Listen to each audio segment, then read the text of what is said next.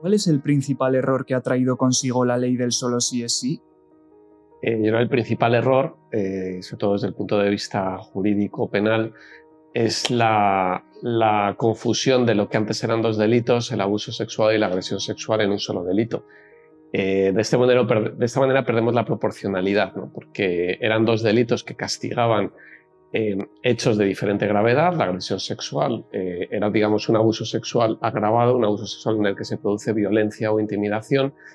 Al confundirlo todo en el mismo delito, ya no se castiga con más pena ese acto sexual no consentido en el que se produce con violencia o intimidación, sino que se castiga de la misma manera, haya violencia o intimidación o no haya violencia o intimidación, con lo cual hay una pérdida de proporcionalidad, ¿no? No se está haciendo lo que se hace siempre, que es castigar con penas mayores los hechos más graves.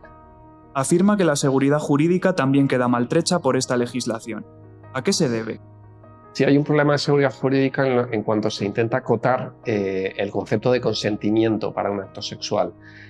Claro, el concepto de consentimiento penalmente está trabajado tanto por la normativa como por la jurisprudencia desde hace mucho tiempo.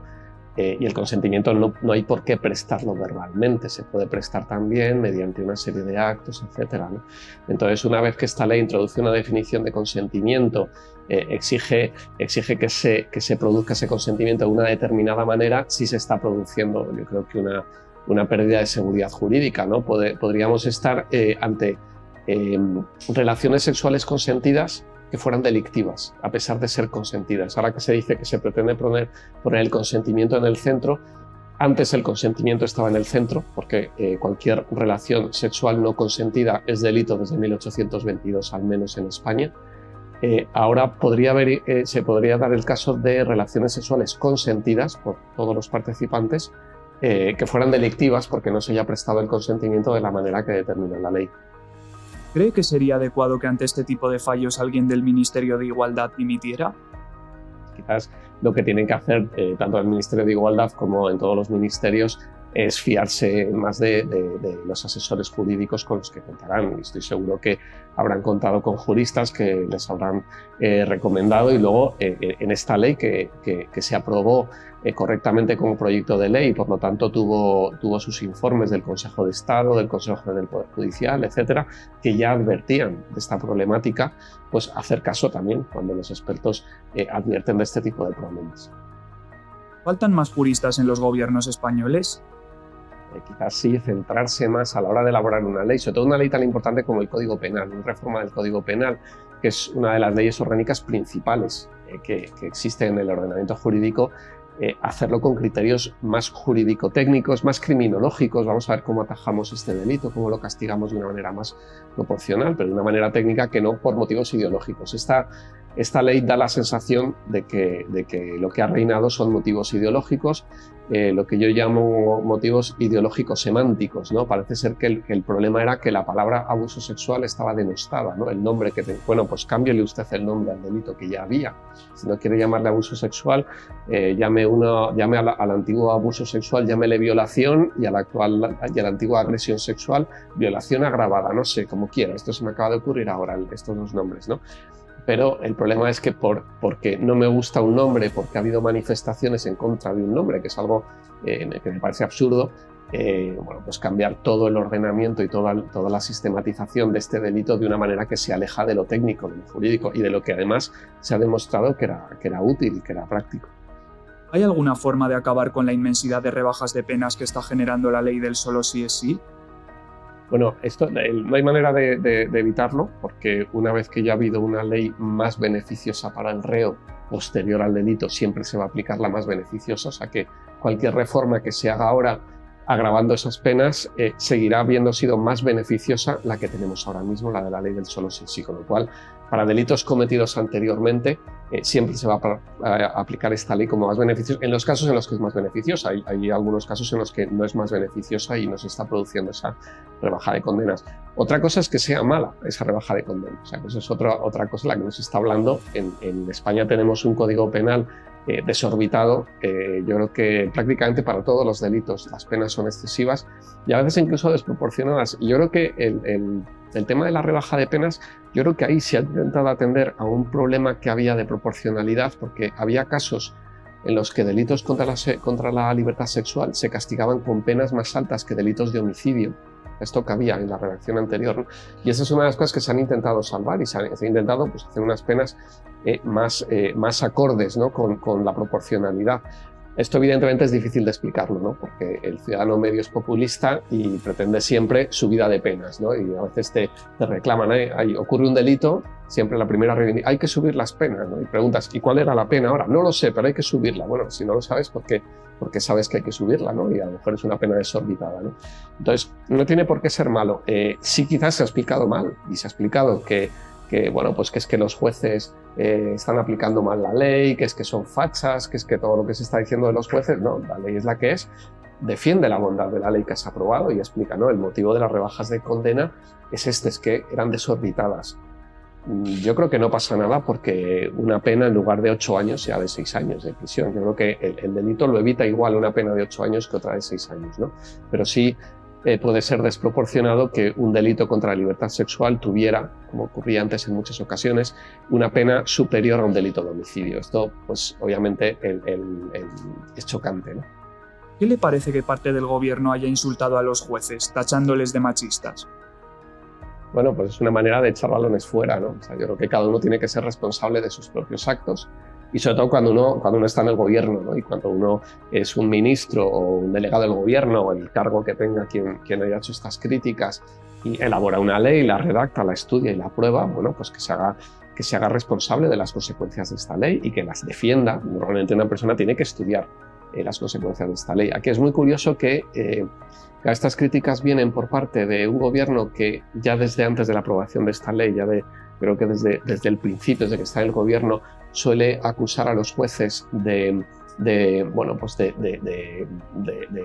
aplicar la ley de manera más subjetiva o de manera más caprichosa, etc. Y entonces ahora elaboran una ley en la que las horquillas penológicas son superiores. Y a lo mejor lo que antes era una pena de entre 1 y 3 años ahora pasa a ser entre 1 y 8, ¿no? Al juntar los dos delitos, ¿no? Con lo cual, bueno, pues se deja una mayor capacidad de decisión a los jueces, ¿no? O sea, que precisamente por quien más desconfiaba de los jueces se les otorga esa mayor capacidad de decisión. Yo creo que deberían asumir cada uno sus propias responsabilidades. Han aprobado una ley y las consecuencias son estas, porque los jueces se están limitando a aplicar la ley. Y de hecho es un dato objetivo que la están aplicando tribunales de todos los colores, de todas las sensibilidades. ¿Qué utilidad tiene el Ministerio de Igualdad para reducir la violencia machista en España? Quizás bueno, pues no se está yendo a las causas o no se está atacando este tipo de delitos mediante unas políticas adecuadas. La manera de intentar evitar un delito no es solo subir penas o no solo es el Código Penal. De hecho, con el Código Penal no se acaba con ningún delito. Siempre va a haber delitos contra la libertad sexual, como siempre va a haber delitos de violencia de género o siempre va a haber delitos de robo, porque siempre va a haber una parte de la sociedad que cometa delitos, ¿no? Bueno, pues habrá que ver qué medidas educativas, qué medidas se toman para reducir en la medida de lo posible esos delitos, dar más medios tanto a los juzgados de instrucción como a la policía para investigar esos delitos, facilitar las denuncias. Claro, si a las víctimas de estos delitos el mensaje que se le da, incluso desde publicidad institucional, se les da el mensaje de no te van a creer, tú víctima de un delito sexual, si vas a comisaría, si vas al juez, no te van a creer, esa víctima no denuncia. Y por lo tanto no se va a poder perseguir ese delito, ¿no? Yo creo que precisamente habría lo que hay que hacer es que la sociedad perciba una confianza en la justicia, en la labor de la policía, en la labor de los jueces de instrucción, de las audiencias provinciales a la hora de perseguir los delitos para que las víctimas denuncien, ¿no? Ese es un primer paso. ¿En España se minusvalora la importancia del Poder Judicial a nivel político y ciudadano? Más que minusvalorarse la importancia del Poder Judicial, se sobrevalora la importancia de tener controlado el Poder Judicial. O sea, yo creo que aquí lo hemos visto pues, los últimos días con todas las guerras que está habiendo por el control por un lado, el Consejo General del Poder Judicial, por otro lado, el Tribunal Constitucional. Bueno, pues parece ser que los partidos políticos se resisten se resisten a dejar que el Poder Judicial se gobierne con independencia, que haya una efectiva independencia del Poder Judicial, como establece la Constitución y como es lógico en cualquier Estado de Derecho, de acuerdo con los estándares europeos de independencia del Poder Judicial. Yo creo que el problema es ese, que lo que no les gusta a los partidos políticos, y esto yo creo que aquí incluyo a todos, es la independencia del Poder Judicial. ¿Es factible que algún día veamos una despolitización de la justicia en España? Yo espero que ocurra. Hoy hemos conocido que un partido de la oposición ha presentado precisamente hoy un proyecto de ley, ¿no? Bueno, no sé qué recorrido tendrá. Curiosamente, este tipo de proyectos de ley siempre se proponen desde la oposición, y siempre que se promete devolver esa independencia al Poder Judicial, que los 12 magistrados jueces los 12 vocales jueces del Consejo General del Poder Judicial sean elegidos por los jueces, siempre se propone desde la oposición, ¿no? Quien en ese momento pierde el control y pierde más posibilidades de controlar a esos jueces y de elegirlos. No, bueno, pues yo espero que alguna vez sea un partido que esté en el gobierno quien lo proponga y quien salga adelante, que saque adelante esa ley. Es una ley que es necesaria desde el año 85. ¿Distinguir por bandos también en el ámbito judicial no se vuelve en contra de la justicia? Yo creo que esto es un error, esa manera de etiquetar a los jueces. Obviamente todos los jueces tienen una ideología política, todos los jueces son de un equipo de fútbol y a todos los jueces les gusta un tipo de cine y a otros les gustará otro. Pero eso va con la condición humana. Pero lo importante no es que tengan una ideología o no, lo importante es que sean independientes. Yo cuando tengo un juicio a mí me da igual a qué partido vota el juez. Yo lo que pido es que sea independiente, que valore la prueba que se le presenta, que aplique la ley, sea la ley que ha hecho un partido, que ha aprobado otro partido, etcétera, quien la haya impulsado, y que se abstenga, ¿no?, de esas ideas políticas. Y eso ocurre en la inmensa mayoría de los jueces. Tienen unas ideas políticas, pero se limitan a aplicar la ley a los hechos que se les presentan en los juicios, ¿no? Claro, cuando ya se les empieza a etiquetar de esa manera, pues ya pierden la independencia. Sobre todo la pierden, mira, con estas etiquetas, que yo creo que incluso a la mayoría de los jueces les da igual, ¿no?, que les pongan esas etiquetas. Sobre todo se pierde cuando empiezan a actuar ya como enviados de un partido político, ¿no? Como hemos visto en estas últimas negociaciones por parte de los vocales del Poder Judicial, ¿no?, que había una clara diferencia entre los llamados progresistas y los llamados conservadores. Votaban en bloque como si fuera eso la Cámara, el Congreso de los Diputados, como si fueran ellos mismos miembros de partidos políticos, pero en realidad esto debería ser independiente y debería ser habitual, como ocurre muchas veces, ¿no? En el Tribunal Constitucional pues hay muchas veces que se han producido votaciones en las que pues, algunos denominados conservadores votaban con denominados progresistas y viceversa, ¿no? Eso debería ser lo normal. A mí me preocupa que en la nueva composición del Tribunal Constitucional y después de todo lo que hemos visto en estos últimos días, empieza a convertirse en una reproducción del Congreso de los Diputados. Yo espero que no sea así, pero sí me preocupa la posibilidad de que esto pueda ocurrir. ¿Qué considera que necesita mejorar en el control de calidad de las leyes que presenta el gobierno? A mí me preocupa cuando se utiliza el fraude de ley a la hora de tramitar una ley. Yo creo que una ley es una cosa muy seria como para utilizar atajos. Desde hace mucho tiempo se puso de moda, esto no es solo de este gobierno, ¿no? Esto se ha venido haciendo también por los anteriores, aunque cada gobierno va superando siempre al anterior, ¿no? A mí me da miedo, ¿no?, lo que ocurre en el siguiente, si también pretenda superar a este, ¿no? El abuso, por ejemplo, de los decretos ley que están previstos para normas de especial urgencia. No urgencia política del gobierno para sacar una norma para poder hacer publicidad de esa norma, etcétera, sino que haya una urgencia, ¿no? Como podría haberse dado, pues a lo mejor que durante la pandemia, pues sí podrían estar justificados determinados decretos ley o una subida de los decretos ley porque había una situación de urgencia, ¿no? Pero cuando se utilizan los decretos ley, o como ha ocurrido ahora con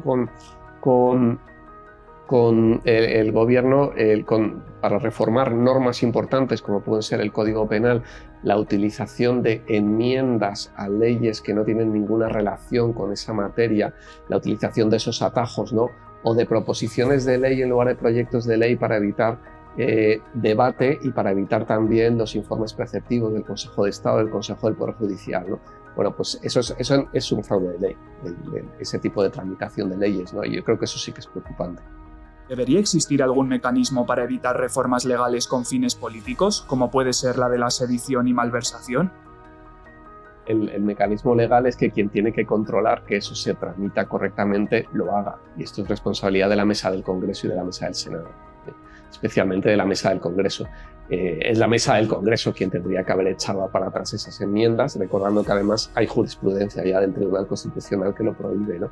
Entonces quizás una mayor responsabilidad en el ejercicio de sus funciones por parte de la Mesa del Congreso pues, sería positiva. ¿Lo ocurrido con el Tribunal Constitucional y la reforma del Código Penal es tan preocupante como se ha llegado a manifestar? Aquí lo que se había interpuesto era un recurso de amparo. Aquí no se estaba recurriendo una ley, se estaba recurriendo un mecanismo de tramitación que vulneraba derechos, eso decía el recurso de amparo, de una serie de diputados. Estos diputados presentan un recurso de amparo en defensa de sus derechos. En la tramitación del recurso de amparo sí están previstas las medidas cautelares, ¿no? Por ejemplo, una persona que es condenada a una pena de prisión presenta un recurso de amparo porque entiende que se está vulnerando un derecho y pide que, como medida cautelar, que se suspenda su entrada en prisión porque si le estiman el recurso de amparo cuando lleva 2 o 3 años en prisión, pues ha perdido su sentido el recurso de amparo, ¿no? Y ya no hay nadie que le pueda devolver esos años de libertad. Aquí ocurre lo mismo. Si lo que ha visto el Tribunal Constitucional es que si no se suspendía la tramitación, no la ley, la tramitación de esa ley para reponer en su derecho a esos diputados, una posible estimación del recurso de amparo, pues conociendo los tiempos del Tribunal Constitucional, que pues, por ejemplo estamos esperando ya hace 12 o 13 años que se pronuncien sobre el recurso contra la ley del aborto, pues si lo vamos a esperar, ya esta ley ya no solo se habrá aprobado, es que incluso a lo mejor ya no está en vigor porque ha sido reformada posteriormente, ¿no? El recurso de amparo no serviría para nada, ¿no? Eso es lo que ha hecho el Tribunal Constitucional. ¿Es más preocupante el hecho de que el Consejo General del Poder Judicial lleve bloqueado 4 años? Claro, esto es muy preocupante, ¿no? Y yo creo que aquí hay falta de responsabilidad de todas las partes.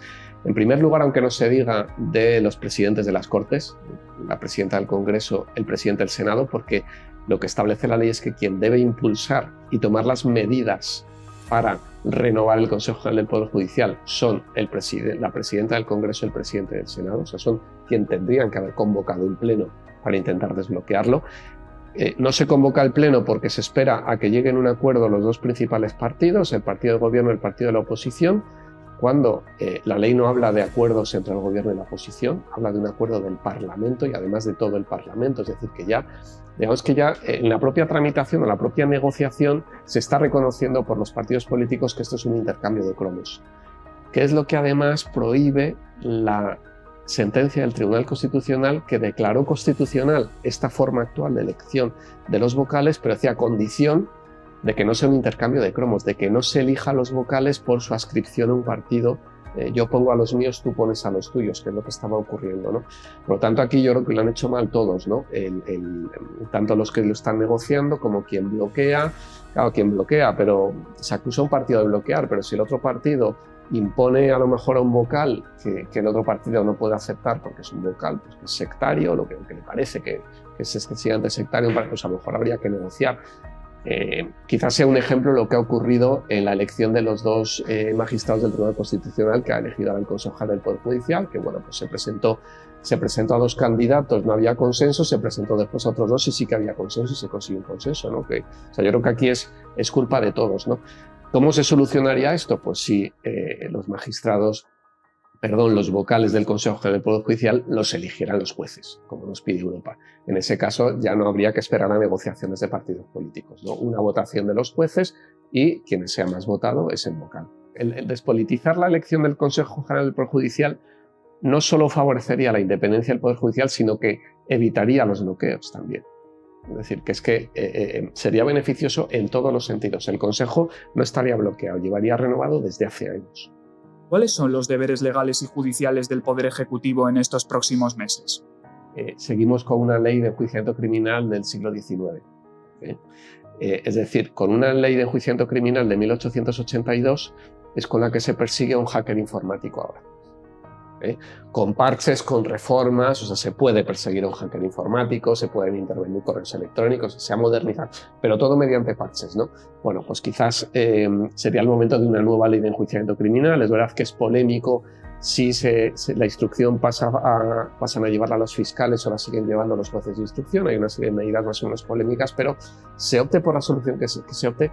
Yo creo que una nueva ley de enjuiciamiento criminal es ahora mismo, debería ser una prioridad.